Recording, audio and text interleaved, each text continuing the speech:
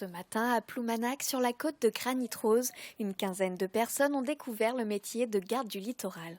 Est-ce que, pour vous, garde du littoral, ça s'assimile un petit peu à policier ou gendarme de la mer? Non par ici, oui à droite. C'est aussi important qu'il y ait quelques gardes qui soient assermentés et être police de l'environnement, justement pour montrer que c'est pas non plus quelque chose qu'il faut prendre à la légère, quoi.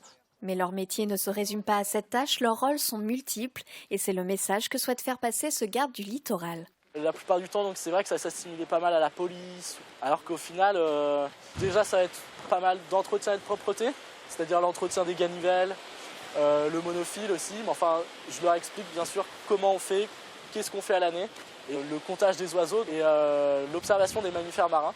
Ce matin, justement, un phoque a fait son apparition, ainsi que de nombreux oiseaux, et tels des gardes du littoral, les participants ont dû relever leur présence. C'est un métier que je ne connaissais pas du tout, je sais que ça existe mais je ne le connaissais pas du tout, mais moi c'est ce que j'imaginais, des opérations de comptage, de préservation et aussi d'éduquer un peu les gens qui passent sur les sentiers. Nous on découvre un peu tout ça parce qu'on n'est pas, on habite ici depuis pas très longtemps, donc ouais, c'est plutôt instructif. Cette animation va être proposée à chaque vacances scolaires, avec des activités différentes selon les saisons, comme le travail d'un véritable garde du littoral.